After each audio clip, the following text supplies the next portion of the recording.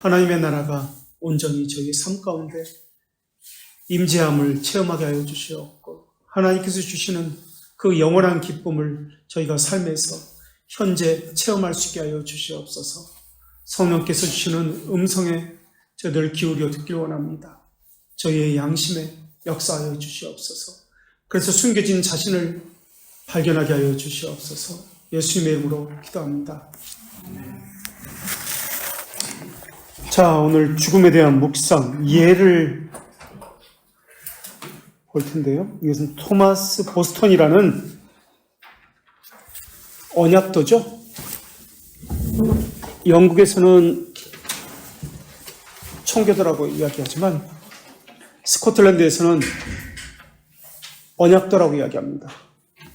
그래서 스코틀랜드 사람이니까 토마스 보스턴 묵상의 예를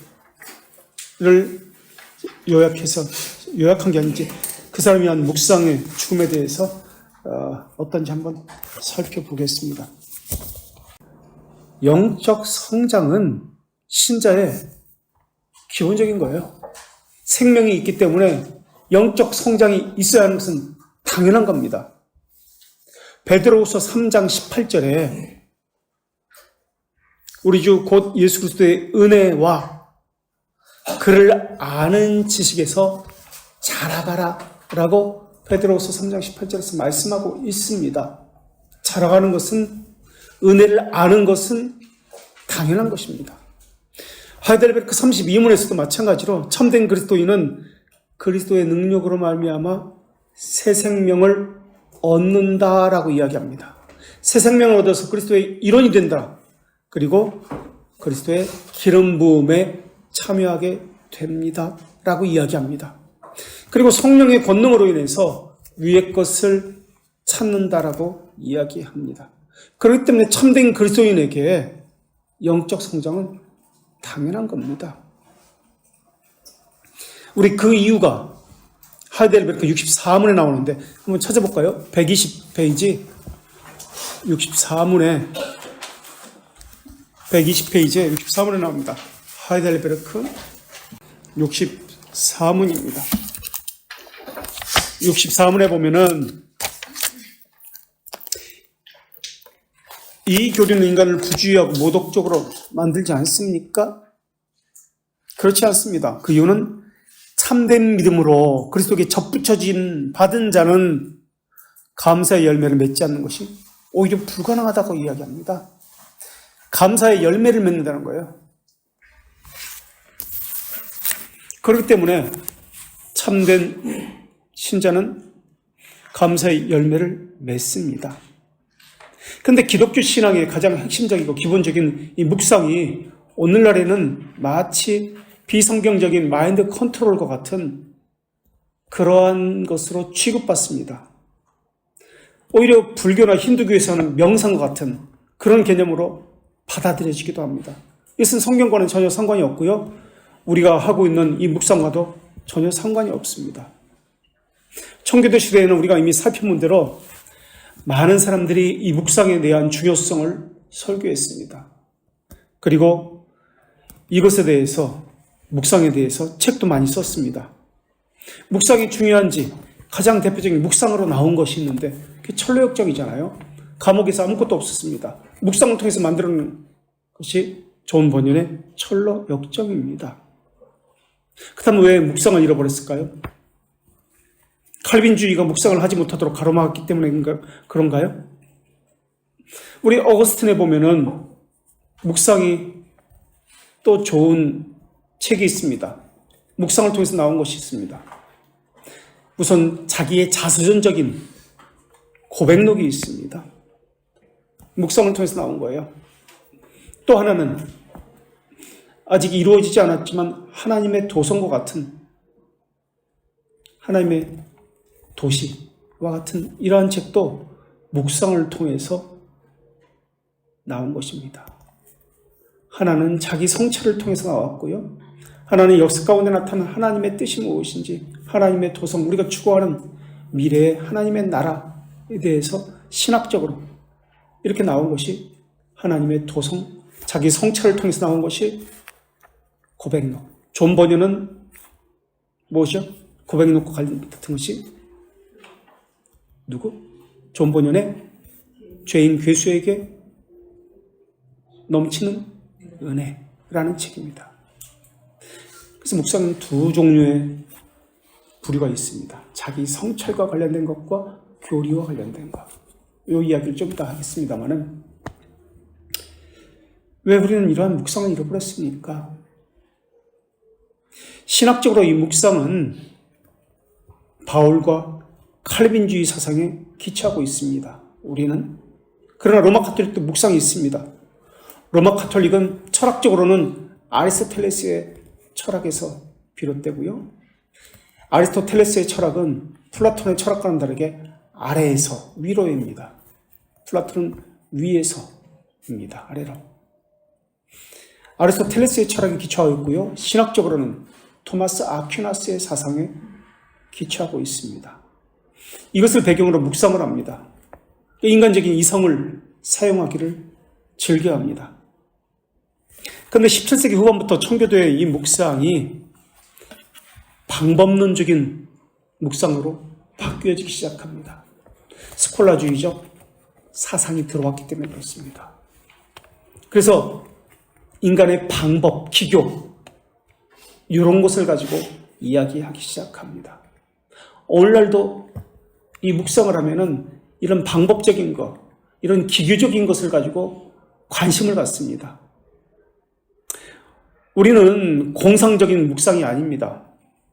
철학자들은 인간에 대해서, 물질에 대해서 이런 개념을 가지고 묵상을 합니다.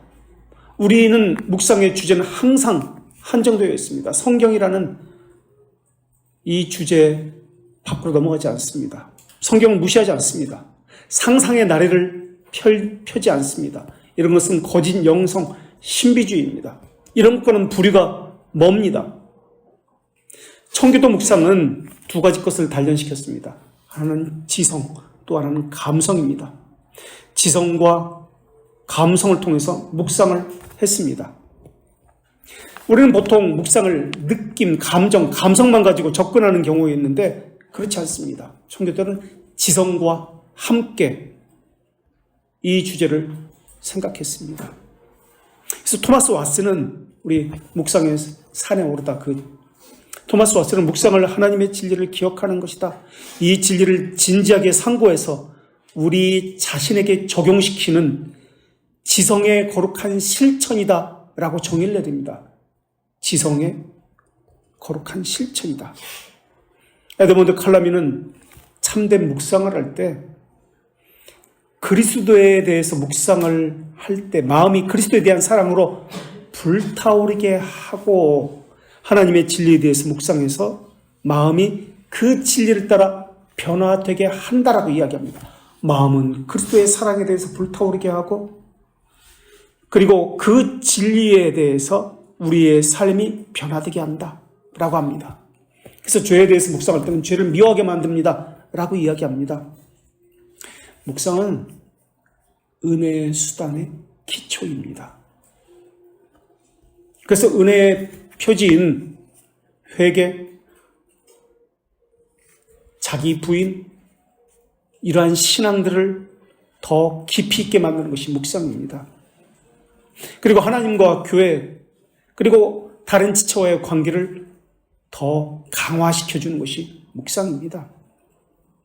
자기 생각을 땅에 매이는 것이 아니라 하늘을 향해서 들어 올려주어서 사다리를 밟고 올라가게 하는 것이 묵상입니다. 그래서 묵상을 다른 말로 천국에 오르는 사다리라고도 이야기합니다. 그렇다면 구약의 성도들은 어떻게 묵상을 했을까? 토마스 멘트는 하나님께서는 구약의 백성들을 훈련시켰습니다라고 이야기합니다. 구약의 교회를 정확히는 훈련시켰다고 이야기합니다. 무엇을 가지고 구약 교회를 훈련시켰습니까? 모욕, 의식을 가지고. 그 제사를 통해서 예를 들면 그것이 의미하는 바가 무엇인지를 생각하는 훈련을 시켰다는 거예요. 그 의식을, 제사를 드리면서 그것이 의미하는 바가 무엇인지 묵상 훈련을 시켰다라고 이야기합니다. 그래서 그것이 의미하는 진짜 의미를 그 사건을 통해서 영적 사고를 하게 한 것이 구약시대 묵상이다 라고 그렇게 이야기합니다. 신약시대에는 그럼 어떻게 훈련을 묵상을 시켰습니까?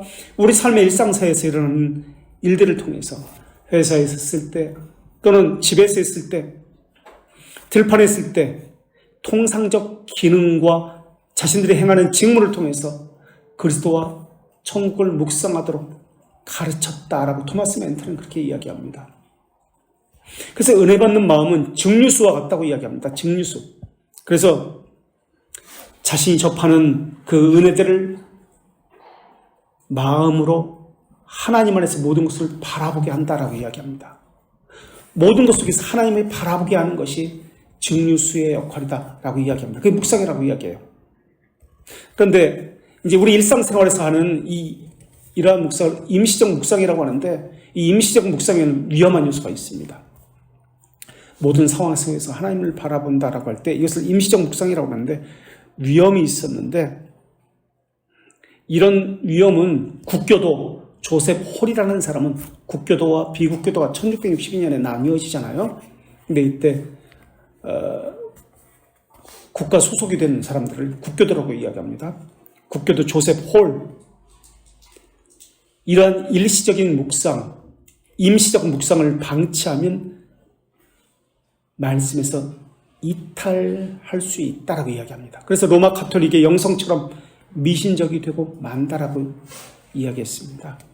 그래서 하나님의 말씀 안에 우리의 상상력과 우리의 생각은 항상 통제받아야 된다. 그렇지 않으면 우리는 미신과 오류에 빠질 수 있다라고 이야기합니다. 그래서 청교도의 정통은, 청교도 묵상의 정통은, 바른 묵상은 성경에 종속되어지는 겁니다. 그 주제도 성경에서 가져오고 그 묵상 생각들도 성경을 통해서 가져오야 하는 겁니다. 성경을 통해서 내 상상력이 제한받도록 해야 한다라는 것입니다. 근데 예를 들어서 천국 같은 경우, 오전에도 이야기했지만 영혼과 같은 경우는 성경에 제한받기가 쉽지가 않습니다. 그만큼 깊이 있게 성경을 읽어야 되고 묵상해야 되기 때문에 그렇습니다. 그래서 천국을 묵상한다 할 경우에 성경을 벗어나는 경우가 있습니다. 리처드 십스라든지 그리고 리처드 백스터 같은 사람은 성경에 종속되어지는 이 전통을 벗어나서 천국을 묵상해도 좋다라고 추천을 합니다. 이것은 청교도들의 전통이 아닙니다. 리처드 십스는 국교도입니다. 리처드 백스터는 물론 비국교도입니다만은 상상력을 발휘하는 것을 추천을 묵상을 이들은 이야기합니다. 그래서 자유로운 묵상을 하게 했습니다. 이러한 것은 로마 가톨릭도 마찬가지예요. 자유로운 묵상, 이성을 활발히 움직여서 천국이라는 주제를 가지고 자유롭게 묵상을 하는 거예요. 리처드 백스터가 쓴 책은 성도의 영원한 안식이라는 책입니다. 리처드 십스는 영혼이 곱비 풀린 상상으로부터 많은 상상력을 발휘할 때 많은 상처를 받겠지만 그것으로부터 더 많은 선한 것을 얻을 수 있다라고 이야기하면서 상상력을 발휘해서 묵상하는 것을 선호했습니다. 그러나 이것은 청교도의 일반적인 전통이 아닙니다. 이것은 로마 가톨릭의 일반적인 묵상 방법입니다. 오늘날 유행하고 있는 것이 바로 이런 묵상 방법입니다. 우리는 성경에 제한된 종속된 묵상을 해야만 합니다. 리처드 십스는 결혼에 비유했습니다. 그래서 그리스도와 연합하고 잔치하는 것, 이것과 같은 것이 묵상이다라고 이야기합니다. 그래서 하늘나라를 의미하는 것을 이 땅에서 바라보는 것, 이게 묵상이다. 우리의 상상의 넓은 들판을 걷는 것이 묵상이다라고 그렇게 이야기합니다. 그래서 믿음의 대상들을 우리가 가진 감각의 대상들, 가시적인 것과 비교하면서 성경에 종속된 묵상을 하도록 한 것이 우리 청교도들이 추천했던 묵상 방법입니다. 리처드 십스가 쓴 영혼의 투쟁이라는 책을 통해서 상상력을 발휘하는 묵상을 추천했습니다. 영혼의 투쟁이라는 책. 여기서 감동을 받아가지고 영적 침체를 어떻게 극복할 수 있는가 라는 것을 보여주는 175페이지짜리 분량의 책이 영혼의 투쟁이라는 책입니다. 베드로전서 4장 17절에서 19절의 말씀을 가지고 5편의 설교를 하는데 묵상에 관한 설교를 묵상 관련 주제로 설교를 한 겁니다. 이 베드로전서 4장 17절 말씀은 이런 말씀인데요. 하나님의 집에서 심판을 시작할 때가 되었나니 만일 우리에게 먼저 하면 하나님의 복음을 순종하지 아니하는 자들의 그 마지막은 어떠하며 라는 말씀을 가지고 묵상한 책이 영혼의 투쟁이라는 리처드 집스가 쓴 책입니다. 로마 카톨릭의 묵상은 성경을 가지고 묵상한다 할지라도 무엇에 관심이 있냐면 사람들의 생애와 사건을 더 관심이 있었습니다.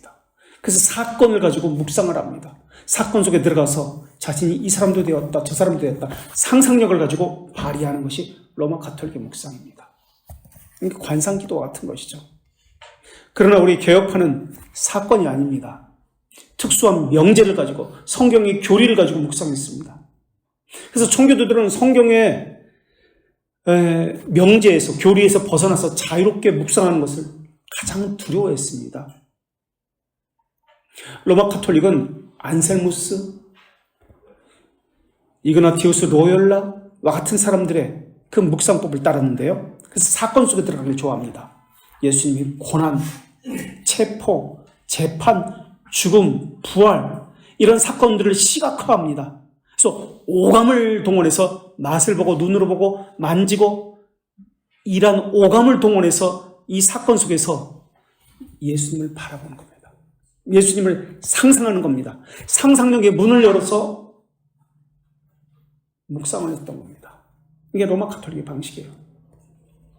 그러나 개혁파는 철저히 성경적으로 성경에 종속되었습니다. 그래서 아이작 암브로스의 예수를 바라보라 라는 책 같은 경우는 성경에 충실하면서 묵상을 한 것인데요. 우리가 봤잖아요. 2000페이지에. 야, 어떻게 그렇게 묵상할 수 있을까? 영원부터 제리메리까지 전체를 묵상하는 거예요. 그 책은. 그리고 하나님의 속성과 스티븐 찬업. 하나님의 속성에 대해서 어떻게 그렇게 2000페이지나 되는 깨알 같은 글씨잖아요. 그걸 묵상할 수 있는지 하나님에 대한 묵상을 합니다. 이런 것들이 대표적인 책들인데요. 성경에 종속되면서 묵상을 자유롭게 한 대표적인 저서입니다. 묵상은 임시적인 묵상이 있고요. 이따금 묵상 또는 계획적인 묵상이 있습니다. 이 묵상은 영적 주제에 자신의 지성을 적용시킵니다. 그래서 하나님과의 대화도 있지만 자신과 대화도 하게 합니다. 이 묵상을 통해서 마음이 하나님이 부어주시는 은혜에 의해서 따뜻해지고 하나님을 사랑하는 감성이 더 살아나게 됩니다. 하나님을 아는 바른 지식을 내가 가졌는지 점검받게 합니다. 하나님을 사랑함이 더 굳건해지게 됩니다. 그래서 묵상에는 두 가지 묵상이 있습니다. 묵상의 대상에 초점을 맞추는 묵상이 있습니다. 묵상의 대상에 초점을 맞추는 것. 그리고 하나는 자기 반성적 묵상이 있습니다. 대상의 묵상을 초점을 맞추는 묵상은 사고하는 지성적 행위에 영향을 끼칩니다. 지성적인 것에 영향을 끼칩니다. 사고하는 지성적 행위에 영향을 끼칩니다. 그럼 주제 묵상과 같은 거예요. 천국에 대해서, 하나님에 대해서, 영혼에 대해서, 심판에 대해서, 죽음에 대해서 묵상한다 할 때 이거는 사고하는 지성적 행위에 영향을 끼치는 묵상입니다. 또 하나는 반성적 묵상이 있습니다. 이것은 양심의 행위에 영향을 끼칩니다. 이것은 자기 반성적, 예를 들어서 아까 존 버년의 자신의 고백록과 같은 괴수에게 끼치는 하나님의 은혜, 이런 것 같은 성 어거스틴의 고백록과 같은 자기 성찰과 관련된 그러한 것을 반성적 묵상이다, 양심의 행위다라고 이야기합니다. 반대로 리처드 백스터의 천국을 바라보면서 영원한 안식에 대해서 이야기할 때 이것은 지성을 사고하는 지성적 행위에 관련된 묵상을 하는 것이죠. 하나님의 도성과 같은 경우 이런 것이죠. 그래서 이 반성적 묵상은 마음을 선함으로 가득 채워주게 하는 것이 반성적 묵상이고요. 대상적 묵상은 지식으로 가득 채워서 자신의 무지를, 오류를 수정하고 개선하는 것이 대상적 묵상입니다. 교리적 묵상, 주제를 가지고 하는 묵상입니다. 이러한 것을 계획적 묵상이라고 이야기합니다. 그래서 계획적 묵상은 말씀을 가지고 말씀을 대상으로 하기 때문에 교리적일 수도 있습니다. 그리고 자신의 삶과 관련되어 있기 때문에 우리 삶을 대상으로 삼겨 있기 때문에 실천적 묵상일 수도 있습니다. 때로는 이 둘이 혼합해서 나타날 수도 있습니다. 그래서 때로는 자기와 대화를 나누기도 하고요. 때로는 자신의 지성과, 때로는 감성과도 하지만 지성과도 대화를 나누기도 합니다. 이것이 묵상입니다. 그래서 묵상은 자신의 영혼의 반성적 행위이기도 합니다. 그래서 죄를 미워하게 만들고요. 자신을 돌아보게 하고 원인과 결과를 성찰하고 자기가 알고 있는 모든 사실에 대해서, 지적인 진리에 대해서 다시 돌아보게 하는 행위이기도 합니다. 이것은 주제 묵상이죠. 그죠? 교리적인 묵상이죠.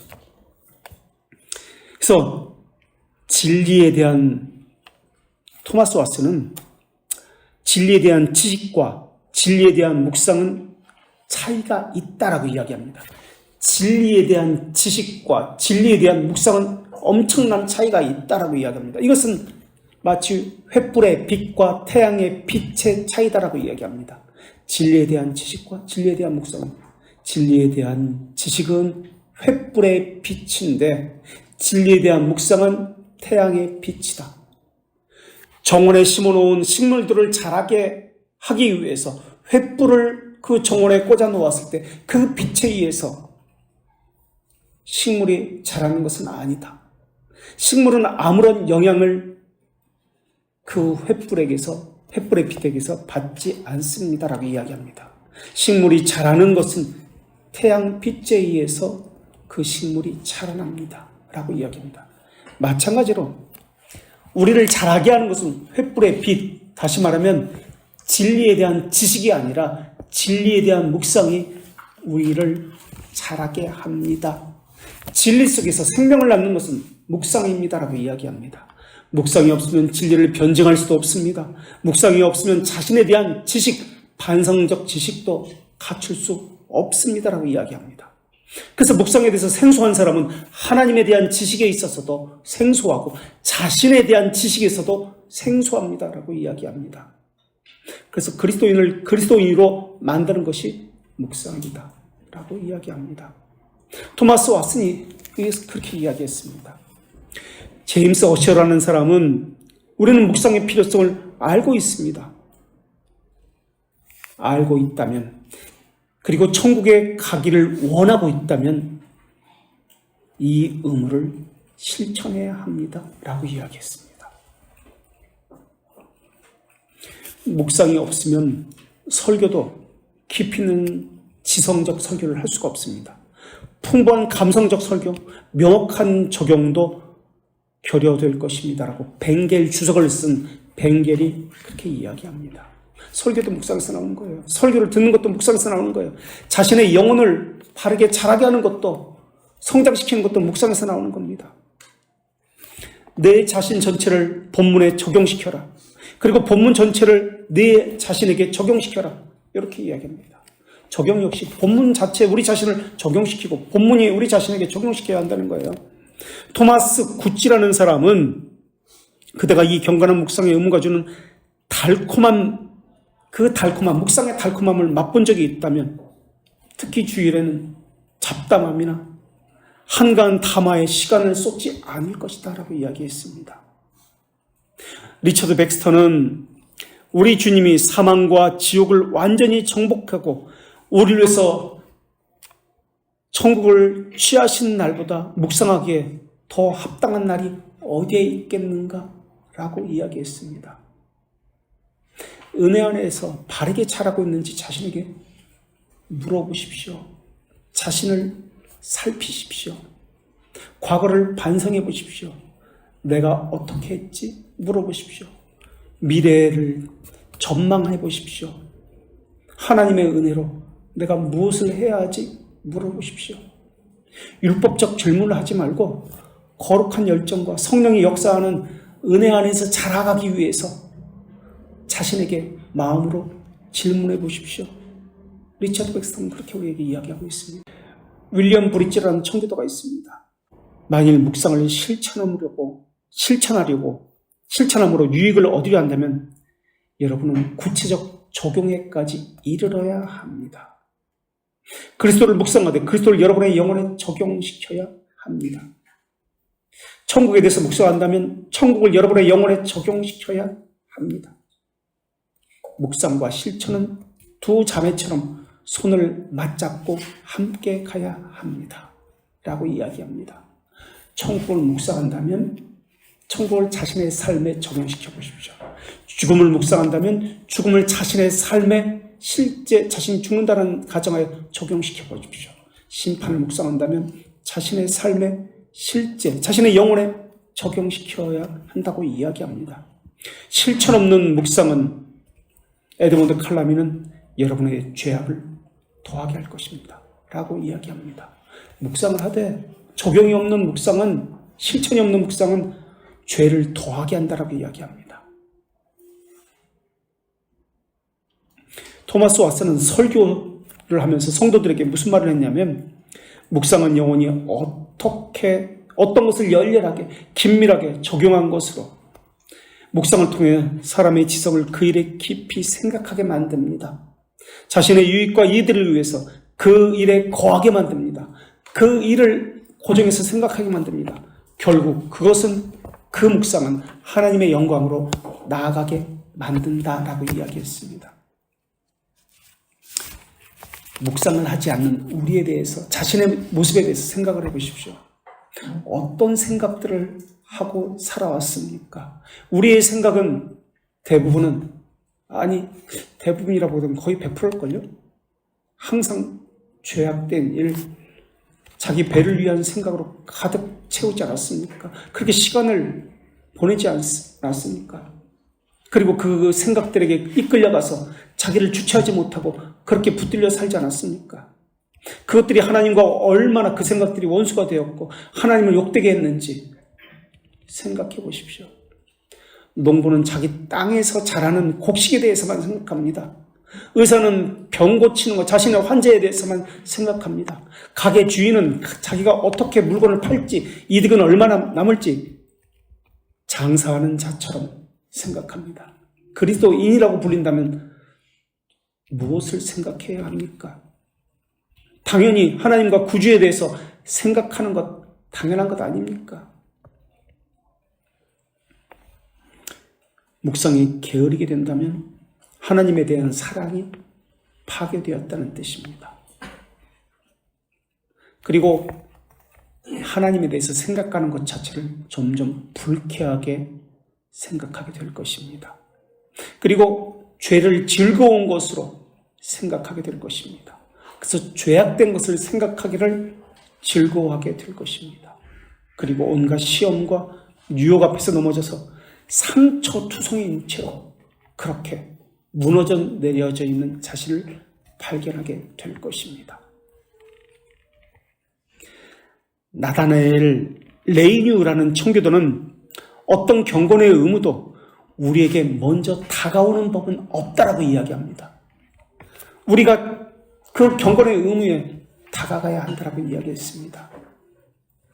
그래서 이 사람은 나다나엘 레이뉴라는 사람은 이러한 책을 썼는데, 신적인 묵상에 대하여 개선된 고독, 이런 책을 썼는데, 묵상이 무엇인지, 왜 우리의 의무인지 묵상이, 이러한 것을 이 책에서 기록하고 있습니다. 자, 우리 신앙의 선배들은 어떻게 천국에 대해서, 죽음에 대해서 묵상을 했는지 이 예를 한번 보겠습니다. 토마스 보스턴의 스코틀랜드 언약도인데요.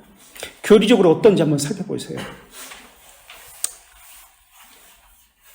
우선 이 이야기를 하기 전에 이 이야기를 먼저 해야 되겠네요. 에드몬드 칼라미는 죄에 대해서 만약에 묵상을 한다면 이것을 살펴보라고 이야기합니다. 죄에 대한 설명에서 시작하고, 죄에 대해서 묵상한다면 죄에 대한 설명에서 시작하고, 이어서 죄의 파급력에 대해서 다루고, 묵상을 할 때 죄에 대해 설명에서 시작하고, 죄에 대한 파급력에서 다루고, 죄의 원인, 그러니까 원죄에 대해서 이야기하고, 그리고 죄의 저주스러운 결과와 영향에 대해서 이야기하고, 일반적인 죄의 성격에 대해서 또한 묵상하고, 그리고 그것을 자신의 삶에 적용해서 특수한 자신의 개인적인 죄의 성격에 대해서 묵상하고, 또 이번엔 반대로 죄의 반대적인 사실인 하나님의 은혜에 대해서 묵상을 하고, 죄에 대한 은유, 죄에 붙여진 성경의 명칭, 성경에 나오는 죄들, 각 어떤 사람들이 지은 죄들에 대해서 이러한 사실을 묵상합니다라고 이야기했습니다. 이것을 염두에 두고 이 죽음에 대한 묵상을 어떻게 했는지 한번 보세요. 다시 한번 이야기할까요? 칼라미가 죄에 대해서 어떻게 묵상하는지. 죄에 대한 설명에서 시작합니다. 이어서 죄의 파급력에서 죄가 어떻게 파급되는지 묵상합니다. 그리고 원죄, 죄의 원인, 원죄에 대해서 묵상합니다. 그리고 죄의 저주스러운 결과, 영향에 대해서 묵상합니다. 그런 다음에 죄의 일반적인 성격에 대해서 묵상을 합니다. 그런 다음에 자신에게 특수한 죄의 성격, 자기만이 넘어지는 그 죄가 있잖아요. 특별히 죄의 성격에 대해서 이야기하고요. 그리고 이번에는 죄의 반대적인 성격인 하나님이 주신 은혜에 대해서 묵상을 하고요. 그 다음에 죄에 대한 성경의 은유, 죄에 붙여진 명칭들, 성경에 나오는 죄들의 여러 사실들에 대해서 어떤 사람의 죄, 어떤 사람의 죄, 이런 사실, 실제적인 죄에 대해서 묵상을 하라고 이렇게 권면합니다. 자, 이러한 것을 염두에 두고 묵상에서 들어가는데요. 토마스 보스턴의 묵상의 예입니다. 물론 긴데 성경을 우린 한 절 가지고 오늘 7번째인가요? 청교도들은 한 구절 가지고, 성경의 한 구절 가지고 두꺼운 신학책을 썼습니다. 이게 청교도들의 보편적인 전통이에요. 지금 저 뒤에 있는 책들이 있잖아요. 이 두꺼운 대작 시리즈 한 권이에요. 저 성경 한 구절이에요. 한 구절 가지고 2000페이지, 1000페이지 이 두꺼운 책들을 쓴 거예요. 그만큼 이쪽 측면, 저쪽 측면 계속해서 묵상해서 들어가는 거예요. 다른 측면에서. 이게 보편적이었습니다. 청교도들은. 성경을 그만큼 한 구절을 묵상했습니다. 묵상하면 묵상할수록 그 깊이를 헤아릴 수 없을 정도의 풍부한 내용과 심오함을 가지고 글을 써가는 겁니다. 그것이 몸에 배어 있어요. 그래서 묵상하는 훈련이 되어 있습니다. 그 한 구절을 가지고 여러 측면에서 수없이 바라보고 또 바라보고, 이런 훈련을 우리가 하면은 깊이 있는 묵상을 할 수 있습니다. 그런데 오늘날은 그런 깊이 있는 묵상을 하지 못하는 그런 교회의 그런 분위기가 되어 있잖아요. 그냥 한 장 다 읽고 그래서 착하게 살아야지, 그래 복 받습니다, 아멘 하고 끝내잖아요. 청교도들은 그렇지 않았습니다. 자, 읽어보는데 한번 좀 이 사람은 어떻게 죽음에 대해서 묵상했는지 한번 줄을 치면서 아까 얘기했던 죄에 대한 일반적인 설명, 죄의 파급력, 원죄, 죄의 결과, 일반적 죄의 성격, 개인의 죄의 성격, 죄에 반대되는 은혜, 죄의 은유, 죄에 붙여진 명칭, 성경에 나오는 죄에 대해서 한번 어떻게 썼는지. 주님, 저와 모든 사람을 무덤으로 데려갈 죽음에 대해서 제가 집중하여 유익이 되게 묵상하도록 저를 도우소서. 이 묵상입니다. 이제 기도와 이제 접붙여졌죠. 함께 나오죠. 죽음을 느끼기 전에 제 눈을 열어 먼저 보게 하소서. 내 영혼아, 죽음이 무엇인가? 그것은 일반적인 죄에 대한, 죽음에 대한 것을 이야기합니다. 영혼과 몸의 분리니 하나님이 태에서 연합시켰던 두 동무의 헤어짐이구나. 몸과 영혼의 분리다. 영혼아, 생각하라. 죽음에는 자연스러운 것과 비자연스러운 것이 있는데 어느 것이 내 몫이 될지 나는 모른다.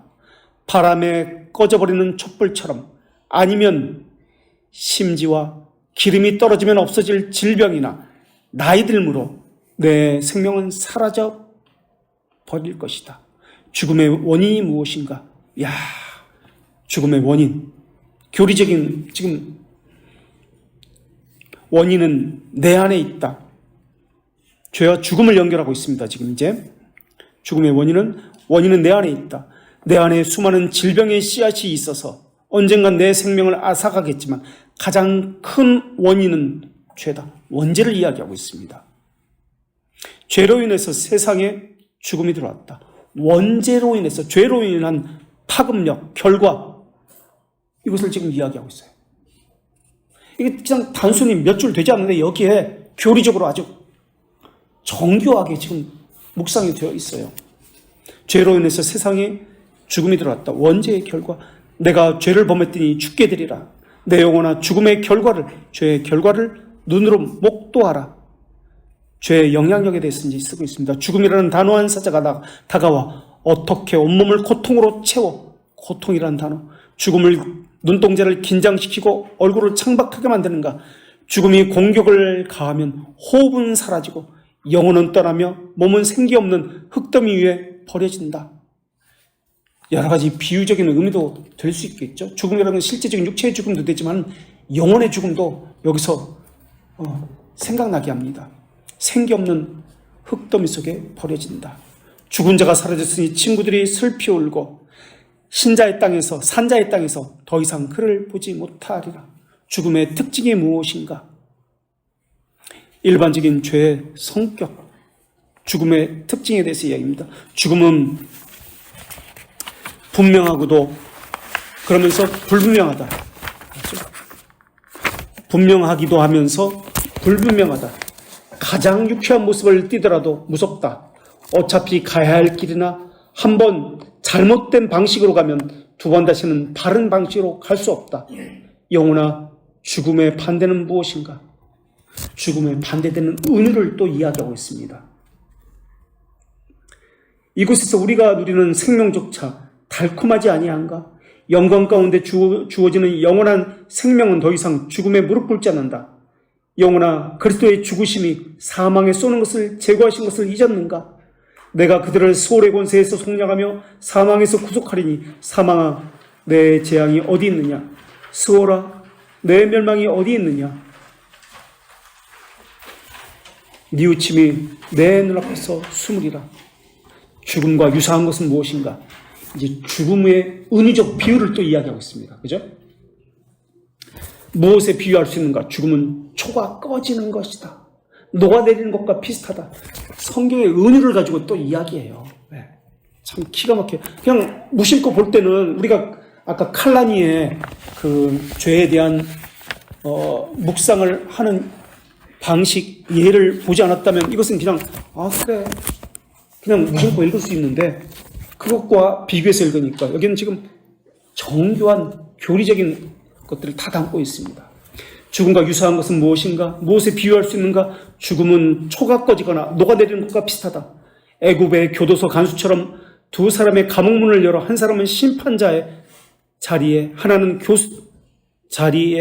교수대에 세운다. 성경은 이제 성경적 증언을 이야기합니다. 성경은 무엇이라 증언하는가? 한 번 죽는 것은 사람에게 정하신 것이요 그 후에는 심판이 있으리니. 내 영혼아, 죽음이 얼마나 무서운 것인가? 얼마나 무서운 왕이란 말인가? 이것을 어떻게 대비해야 되는가? 그러나 내 마음은 자기에게 적용합니다. 이제 처음에는 교리적인 것을 이야기했고 자기 성찰을 합니다. 두 가지 것을 한꺼번에 지금 이야기하고 있는 거예요. 자기 적용을 합니다. 그러나 내 마음이 이런 사실에 자극받지 않으니 슬프구나. 무감각한 자신에 대해서, 죽음과 심판에 대해서 지금 책망하고 있어요. 자신에게. 마땅히 느껴야 할 것을 나는 이다지도 무디게 바라보는가? 내 영혼이 합당하게 죽음을 바라보면 얼마나 좋을 것인가? 자기 검토로서의 적용을 지금 하고 있습니다.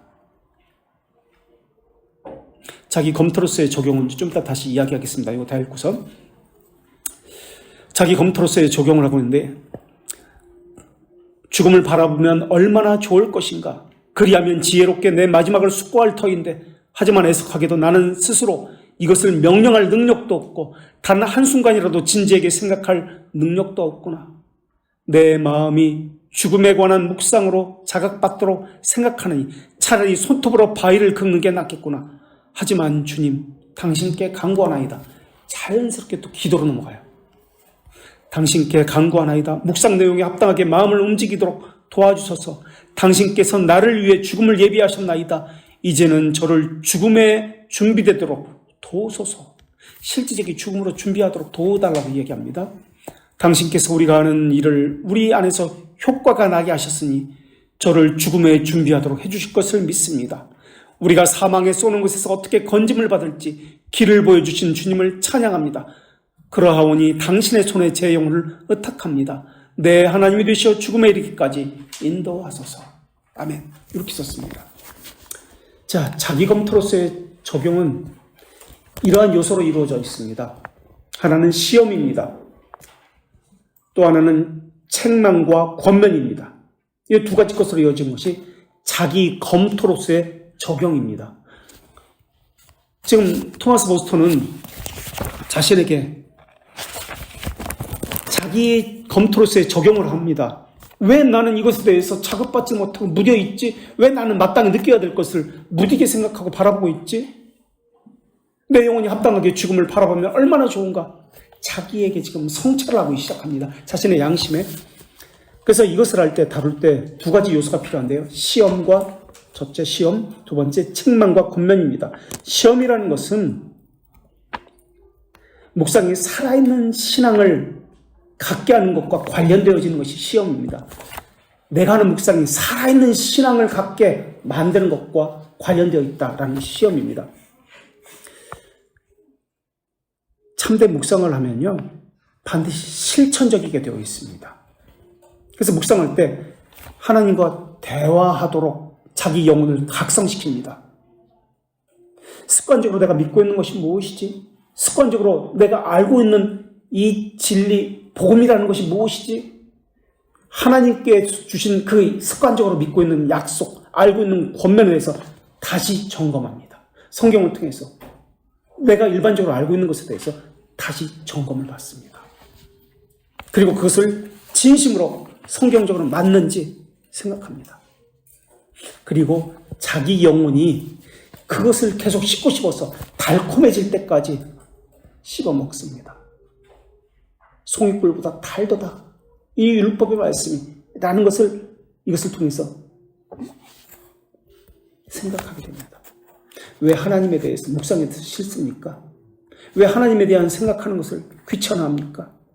이것은 하나님과 원수가 됩니다. 다시 말하면 이미 우리 안에 이런 살아있는 신앙을 갖지 못하게 하는 방해하는 것들이 있습니다. 라는 뜻입니다. 실천적입니다. 하나님의 생명은 반드시 적용과 관련되어지고요. 묵상은 적용과 관련되어집니다. 그래서 이게 첫 번째 시험입니다. 자신을 살펴보는 거예요. 내 영혼이 하나님의 말씀을 사랑하고 달콤해하고 즐거워하고 있는지 살펴보는 것이 시험입니다. 두 번째는 책망과 권면입니다. 토마스 맨턴이라는 청교도는 당신은 하나님에 대해서 생각해 본 적이 있습니까? 라고 묻고 있습니다. 예수님을 통해서 구원과 영원한 영광에 대해서 생각해 본 적이 있습니까? 라고 우리가 묻고 있습니다. 여러분은 무엇을 당신이 생각하는 것 중에 최고의 가치가 있다고 생각합니까? 라고 묻고 있습니다. 우리는 무엇에 대해서 많은 시간을 들여 생각합니까? 속된 일, 아주 유치한 일, 특히 안 좋은 일에 대해서는 충분히 시간을 들여서 묵상하고 생각하지 않습니까?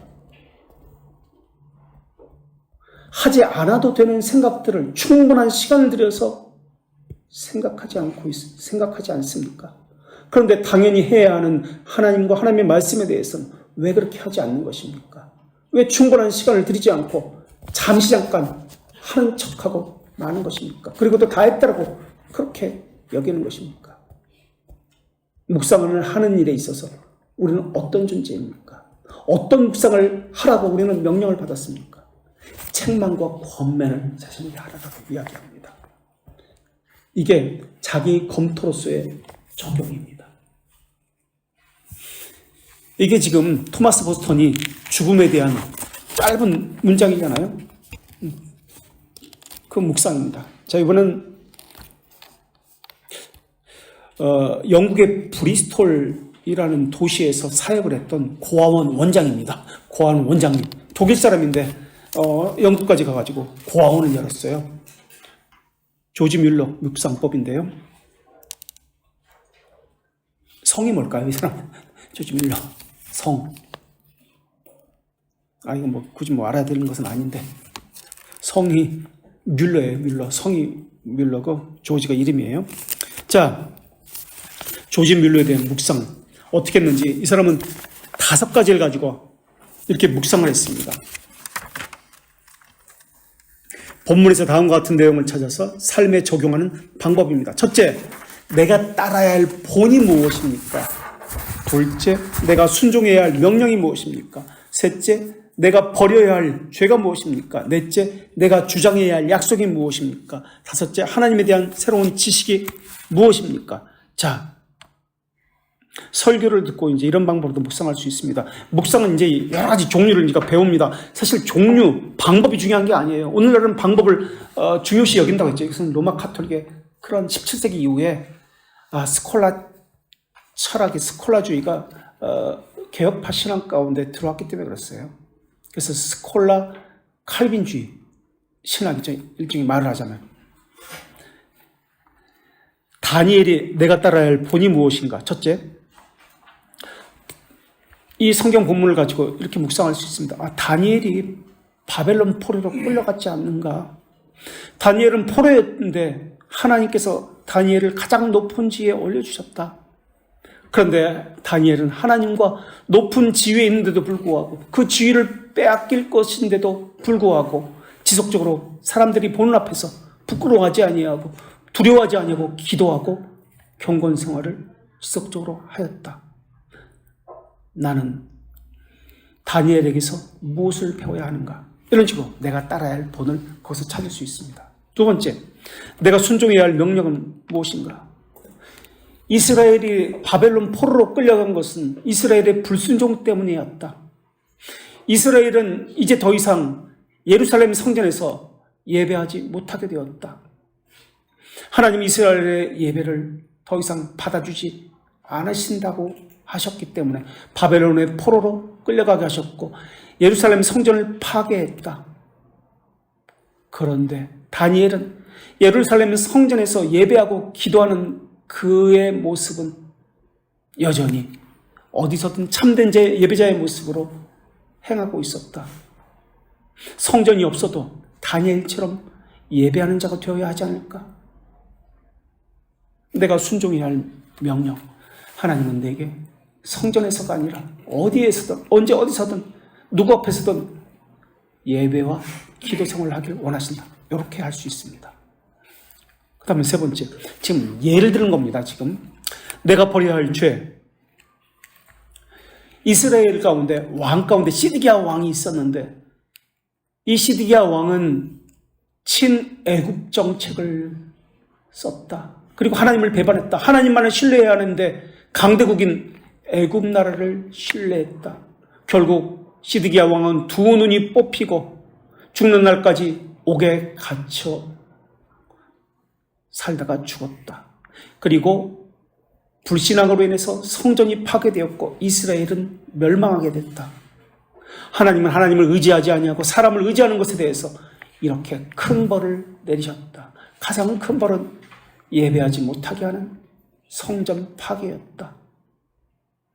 내가 버려야 할 죄는 무엇인가? 나는 하나님을 의지하지 않는다. 내가 보기에 좋은 대로 그렇게 하고 있다.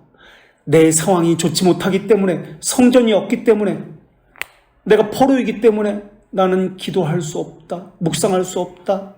나는 예배할 수 없다라고 이야기하고 있다. 내가 버려야 할 죄는 바로 이것이다. 다니엘을 보아라. 언제 어디서든 성전이 파괴되었어도 예배하고 기도하지 않았는가? 내가 버려야 할 죄는 상황을 핑계대는 것이다. 이렇게 할 수 있습니다. 자, 조지 밀러식 묵상법 네 번째. 그 다음에 이제 내가 주장해야 할 약속. 그런데도 하나님께서는 다니엘을 통해서 이스라엘 나라의 예루살렘의 회복을 말씀해 주셨다. 포로 생활에서 귀환하는 것과 하나님의 성전을 다시 회복한다는 것을 말씀해 주셨다. 내가 붙들어야 할 약속은 바로 이것이다. 하나님께서는 심판 중에도 하나님의 진노 중에도 여전히 자비하심을 잊지 아니하시고 예루살렘의 이스라엘의 회복을 약속하셨다는 것이다. 이렇게 할 수 있습니다. 그 다음 다섯 번째, 조지 밀러식 묵상법. 자, 이번에는 하나님에 대한 새로운 지식이, 마지막으로 하나님에 대한, 하나님은 악을 행하는 자에게 심판하시는 분이시다. 하나님의 백성에게도 하나님을 믿지 아니하고 사람을 믿고 사람의 방법을 따라서 친애국 정책을 했던 시드기야기처럼 그렇게 심판을 내리셨던 것처럼 심판하시는 분이시다. 그러나 하나님의 어미하심은 소멸이 아니라 그 안에 숨겨진 하나님의 자비하심을 또 다른 은혜를 베풀 준비를 하고 계신다는 것을 우리에게 말씀하신다. 그래서 회개하는 자에게는 언제든지 돌이키시는 분이 하나님이다. 나는 하나님의 자비하심을 하나님의 진노 속에서, 분노 속에서, 심판 속에서 발견하였다. 이렇게 묵상할 수 있습니다. 이런 묵상법이 있어요. 조지 밀러식의 묵상법.